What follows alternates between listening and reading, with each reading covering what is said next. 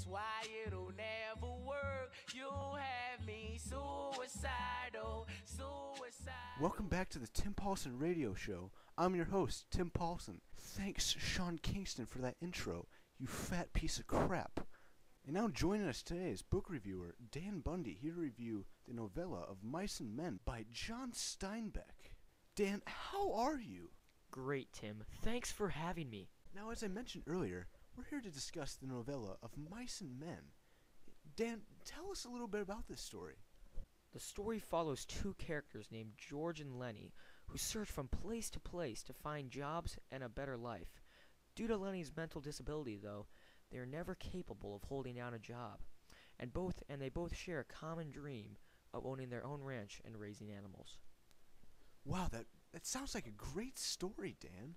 Now, tell me about some of the conflicts in this story, Dan. See, one of the major conflicts of the story is Lenny versus society. See, with Lenny's mental disability, people can't really accept him for, if he makes mistakes.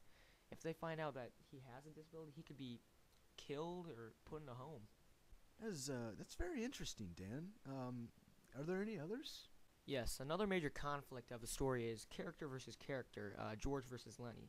See, George is a smart guy, and Lenny is holding him back from his full potential.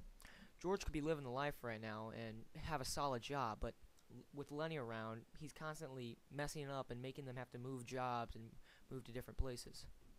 Hey, so tell me about the themes in this story, okay?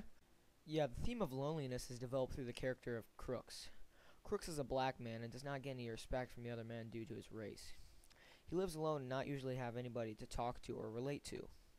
When Lenny comes to visit him, Crooks is jealous of him because of his relationship with George.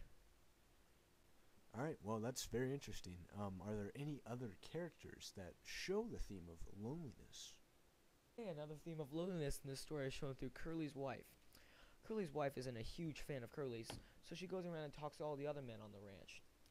None of the other men like to talk to her, though, because Curly would start a fight with them if he knew that they were talking to his wife.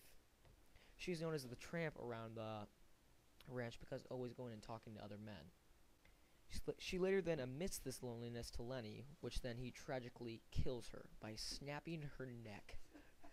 Wait, did you say she was a tramp? Well, let's just say she gets around. Oh! Whoa! What are your opinions of the movie of Mice and Men, and do you think it should be updated in the near future? Well, I think the movie did a pretty good job of following the storyline throughout the whole movie. I thought the actors portrayed the roles of the characters in the story very well, and in terms of a remake, I don't think it's necessary. Well, that's all the time we have today. Thanks, Dan Bundy, for being on the show and talking about Of Mice and Men by John Steinbeck. It sounds like a great story, and I look forward to reading it. Thanks. Thanks, Tim. Always a pleasure being on the show. And always keep it on 72.3, The Hits. Wow, wow, wow.